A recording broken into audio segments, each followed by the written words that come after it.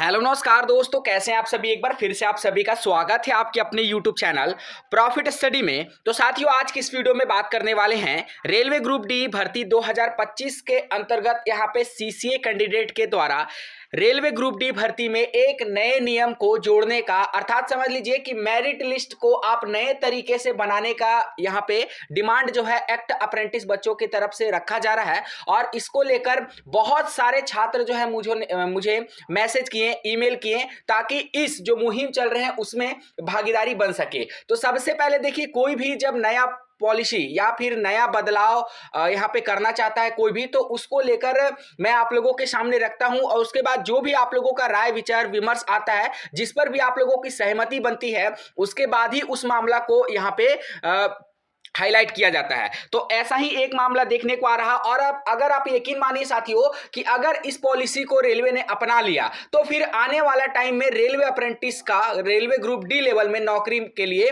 थोड़ा सा संघर्ष और ज्यादा बढ़ जाएगा। हालांकि जब आपको पूरा लेटर पैड पे लेके जाएंगे तो वहां पे आपको डिटेल इंफॉर्मेशन मिलेगा एक एक करके। और आप लोग जब वीडियो एंड हो जाएगा तो उसके बाद आप लोग अपना सहमति कमेंट सेक्शन में हमें जरूर से जरूर बताइएगा। तो मोस्ट अर्जेंट अपडेट है आप सभी के लिए। तो चलिए वीडियो की शुरुआत करते हैं। इससे पहले जितने कैंडिडेट चैनल पे फर्स्ट टाइम है सब्सक्राइब नहीं किए, फटाफट करके सब्सक्राइब कर लीजिएगा रेलवे भर्ती की पल पल की अपडेट के लिए।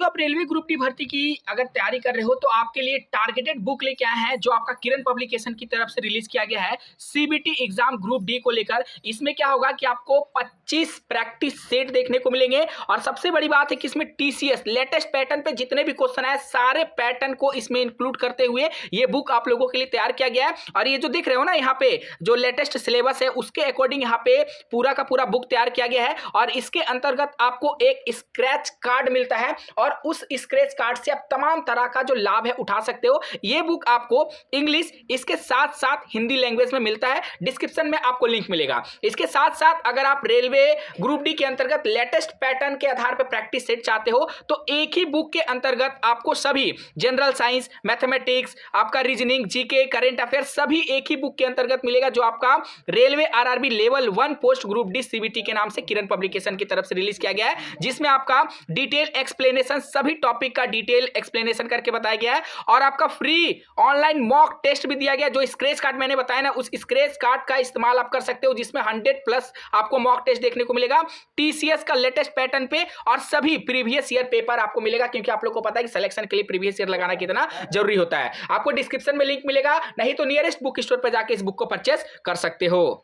साथियों, यहाँ पे एक लेटर पैड पे पूरा मतलब अच्छे तरह से फॉर्मेट में एक लेटर तैयार किया गया है, रेलवे बोर्ड को भेजा जा रहा है। इसमें मेंशन क्या है हम आपको शॉर्टली बता देते हैं। आप लोग को पता है कि जब स्किल इंडिया नहीं आया था तो उस समय सीसीए वालों का जो परसेंटेज है वो आपका होता था थ्योरी एग्जाम के बेसिस पे, ठीक है। थ्योरेटिकल एग्जाम के बेसिस पे यहाँ पे इन लोगों का पूरा नंबर बनता था और उसमें आपका परसेंटेज जो है ज्यादा नहीं बनता था। जैसे अभी आप लोग का बन रहा है, जब स्किल इंडिया आ गया उसके बाद 90, 95, 99, 100 बन रहा। उस समय इतना नहीं बनता था। उस समय जो ऑथेंटिक, जो पर्टिकुलर एग्जाम में लिखते थे उसके आधार पे ही उनको नंबर दिया जाता था। तो मोस्टली आपका 65, 70, हार्डली जाएगा तो 75, इससे ज्यादा बहुत रेयर ही ऐसे कैंडिडेट होंगे जिनको मिला होगा। ये उस समय की बात है जब स्किल इंडिया नहीं आया था। जब स्किल इंडिया यहां पे आ गया, ठीक है, 2022 के आसपास, तो उस समय क्या होने लगा कि आप लोगों का सिर्फ और सिर्फ सीसीए के जो बच्चे हैं उनका सिर्फ यहां पे एग्जाम होता है, प्रैक्टिकल होता है, थ्योरी तो नहीं होता है। तो प्रैक्टिकल के बेस पे अब आपको नंबर मिलता है। तो मोस्टली कैंडिडेट का जो नंबर है 90, 95+ आपको देखने को मिलता है। तो वही जो बच्चे हैं यहाँ पे जिनके मार्क्स कम है, वो ये चाहते हैं कि जो आप लोगों का 1/3 पॉलिसी मिलता है, ठीक है, 1/3 का जो पॉलिसी मिलता है उस पॉलिसी को रेलवे यहां पे हटा दे, या फिर कोई रेलवे ऐसी व्यवस्था लेके आए जिसमें सभी को इक्वल अपॉर्चुनिटी मिले, ठीक है, इक्वल अपॉर्चुनिटी मिले। और देखिए साथियों, जाहिर सी बात है कि जिनका भी नंबर कम रहेगा वो चाहेंगे कि हम भी किसी भी प्रकार यहां पे जो अभी बच्चे जिनका 90, 95 या फिर 100 रेलवे दे रहा है उनके बराबरी हम भी करें। जाहिर सी बात है, अगर आप लोग भी अगर उनके जगह पे रहेंगे तो वही करेंगे और उन लोग भी आपके जगह पे रहेंगे तो वही करेंगे, ठीक है। अब सबसे इसमें जो इंपॉर्टेंट चीज है जो आप लोग अभी समझ नहीं पा रहे, जिसके बारे में बताएंगे अभी, कि अगर रेलवे बोर्ड 1/3 खत्म कर देता है तो इससे आप लोगों को क्या क्या परेशानी होगा। बहुत सारा परेशानी होगा इसके ऊपर, क्योंकि इसके ऊपर एनालिसिस आप लोगों ने किया नहीं है, इसीलिए आप लोग अभी तक समझ नहीं पा रहे। और लेटर में देखिएगा तो वही सब चीज मेंशन किया गया है। मान लीजिए कि जिसको एनएससी में 60% है, ठीक है, 60% का 1/3 करने पर यहाँ पे उनका 20 नंबर ऐड होगा डायरेक्ट मेरिट में। और जो जब आपका स्किल इंडिया आ गया, जब आप लोगों का सिर्फ थ्योरी के प्रैक्टिकल के बेस पे आपका नंबर मिलने लगा, तो वहां पे बहुत सारे कैंडिडेट का 99 है, 99 का 1/3 करेंगे तो डायरेक्ट आपका 33 नंबर, मतलब लगभग यहां पे देखिएगा तो आपका 10 से 13 नंबर का अंतर आपको यहां पे देखने को मिलेगा। और यही नंबर को बराबर कराने के लिए सभी लगे हुए हैं। हालांकि एक बार एआईआरएफ के तरफ से भी अपडेट आया था कि वो भी कोशिश कर रहे हैं कि नंबर को बराबर किया जाए, पर उस टाइम तक भी रेलवे बोर्ड की तरफ से कोई भी अपडेट ये नहीं आया था और रेलवे बोर्ड ने इस पॉलिसी को सीधा खारिज कर दिया। रेलवे का ही कहना है कि जो पॉलिसी है उसी पॉलिसी पे सीसीए वालों की भर्ती होगी। इसीलिए आप देखिएगा कि फुल नोटिफिकेशन में जाइएगा तो 12.5 पैरा इसीलिए रेलवे बोर्ड ने इस बार मेंशन किया है कि अगर कोई बच्चा का एनएससी, ठीक है, एनएससी का 1/3 और 2/3 सीबीटी का करने के बाद अगर उनका सीबीटी से कम नंबर यहां पे आता है तो उस केस में उनका सीबीटी का नंबर लिया जाएगा। इसीलिए रेलवे बोर्ड ने 12.5 पैरा को मेंशन किया है, जो इस बार ग्रुप डी भर्ती से यहां पे लागू किया है। मान लीजिए 1/3 एनएससी 2/3 सीबीटी करने के बाद अगर किसी का 60 बनता है और कोई कैंडिडेट अगर सीबीटी में 66 नंबर स्कोर करके आता है तो उसका ये नंबर ना जोड़कर सीधा रेलवे बोर्ड 66 नंबर को इंट्रोड्यूस करेगा। इसीलिए रेलवे ने ये पॉलिसी को अपनाया है। अब बात करते हैं कि अगर आपका 1/3 मान लीजिए आप लोग मेल करते हैं या फिर किसी भी प्रकार अगर 1/3 यहां पे खत्म हो जाता है तो उससे आपको क्या परेशानी का सामना करना पड़ेगा वो समझिए सही से। ये रेलवे का फुल नोटिफिकेशन है जहां पे आप कंप्यूटर बेस्ड टेस्ट सीबीटी अपना एग्जामिनेशन में जाइएगा। सिलेबस के बारे में तो यहाँ पे आपको सिलेबस का जानकारी दिया गया है सभी लोग को पहले से। आप उसके नीचे थोड़ा सा बढ़िएगा तो यहाँ पे आपको क्या बताया गया है कि this section wise distribution given in the above table is only indicating and there may be some variation in the actual question paper.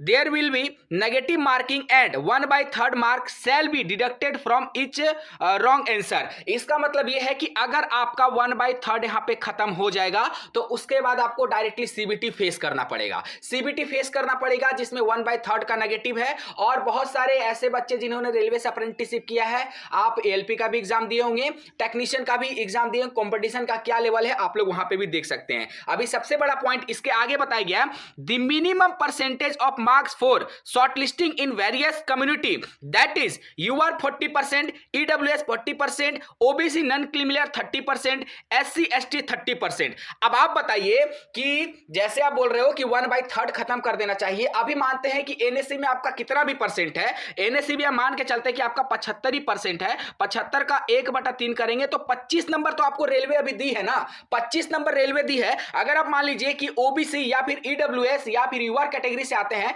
तो आपको 40 नंबर लाना पड़ेगा मिनिमम क्वालिफाई करने के लिए। अगर आपका 40 नंबर से एक नंबर भी कम हो जाएगा ना तो आप भले सीसीए का सीट खाली रह जाए, पर ऐसा नहीं होगा कि आप अगर मिनिमम क्वालिफाइंग नंबर से अगर कम नंबर लेके आते हैं तो आपको रेलवे जॉब दे दे, ऐसा कतई पॉसिबल नहीं है। तो 1/3 लागू होने से यह बेनिफिट मिल रहा है कि कम से कम जो मिनिमम क्वालिफाइंग नंबर है 40 नंबर जो बोला गया है उसमें से रेलवे ऑलरेडी आपको 25 नंबर दे दी है, तो 15 नंबर ही ना आपको लाना पड़ेगा मिनिमम क्वालिफाइंग नंबर के लिए। क्योंकि मिनिमम क्वालिफाइंग नंबर लाइएगा, उसके बाद जब आपका जो मेरिट बनेगा तब आपको डिसाइड किया जाएगा कि आपको मेरिट में रखना है या फिर मेरिट में नहीं रखना है। अगर आप मिनिमम क्वालिफाइंग नंबर ही नहीं ला पाइएगा तो फिर आप मेरिट से सीधा सीधा बाहर हो गए, रेस से सीधा डिस्क्वालीफाई हो गए। अब जैसे आप लोग डिमांड कर रहे हैं कि 1/3 को हटा देना चाहिए, अब आप ही सोचिए कि 1/3 हट गया, इसका मतलब यह है कि आप जीरो हो गए, आप पूरा का पूरा जीरो हो गए। 1/3 था तो क्या था कि आप जो भी जिनका भी एनएससी में था, किसी का 25 था, किसी का 30 हो रहा था, तो मान लीजिए आप उस समय तक 25 नंबर पे थे, जैसे ही एनएससी हट गया 1/3 हटा, आप 0 नंबर पे आ गए। अब 0 नंबर पे आ गए, अब 0 से अगर आप यूआर में आते हैं तो आपको 40% कम से कम मिनिमम क्वालिफाइंग नंबर लाना पड़ेगा। तो अब आपको 40% तक स्कोर करना पड़ेगा, 40 नंबर सीबीटी में लाना पड़ेगा, तब आप यहां पे मिनिमम क्वालिफाइंग नंबर में जाइएगा। मिनिमम क्वालिफाइंग नंबर का एरिया तक पहुंचिएगा, सिलेक्शन की गारंटी नहीं, वहां तक भी मिनिमम क्वालिफाइंग नंबर के एरिया तक पहुंचिएगा। इसका मतलब यह है जो यहां पे बताया गया है कि यूआर में आपको 40% चाहिए या फिर एसटी एससी ओबीसी में जो भी कैटेगरी वाइज डिपेंड है, इसमें आपको पूरा का पूरा सीबीटी मार्क्स के ऊपर ही डिपेंड रहना पड़ेगा।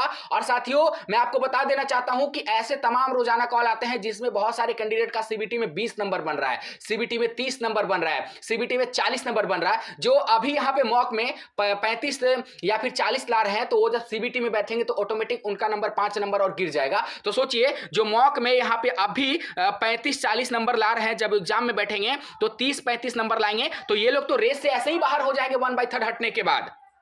तो 1/3 हटने के बाद ये लोग तो ऐसे ही रेस से बाहर हो जाएंगे। तो थोड़ा सा आप लोग एनालिसिस करिए, जो भी आप लोग डिमांड कर रहे हैं जेन्युइन डिमांड करिए जिससे सभी को फायदा हो, ठीक है। जेन्युइन डिमांड नहीं करिएगा तो 1/3 हट जाएगा, फिर भी आप लोग को यहां पे लॉस ही होगा, क्योंकि उसके बाद आपको कोर नंबर सीबीटी में लाना पड़ेगा रिस्पेक्टिव कैटेगरी वाइज, ठीक है। जो बहुत सारे कैंडिडेट अभी भी उतना नंबर स्कोर नहीं कर पा रहे। अभी मान लीजिए किसी कैंडिडेट का 90 है और इसका 1/3 करेगा तो 30 नंबर तो उसको रेलवे दे दिया, मिनिमम क्वालिफाइंग के लिए इनको 10 नंबर लाना पड़ेगा। तो 10 नंबर ये लाएंगे तो 40 तक पहुंच जाएंगे। हालांकि 2/3 भी होगा तो 2/3 में 1-2 नंबर कटता है अगर 10 नंबर के अनुसार देखा जाए तो फिर भी ये क्वालिफाइंग नंबर में आराम से पहुंच जाएंगे। पर जब 1/3 हट जाएगा ना तो बहुत मुश्किल हो जाएगा। ये बात आप लोग भी एनालिसिस करके एक बार देख सकते हैं। बाकी जो भी छात्र वीडियो को देख रहे हैं अपने सभी साथियों तक शेयर कर दीजिएगा, ताकि इस पर आपकी जो भी राय है, जो भी विचार विमर्श है, आपका क्या सहमत है इस पर, क्या इसको लेकर आगे मेल रेलवे बोर्ड को करवाना चाहिए या फिर नहीं करवाना चाहिए। जैसा आप लोगों की सहमति आएगी कमेंट सेक्शन में, वैसा ही इस पर बात विचार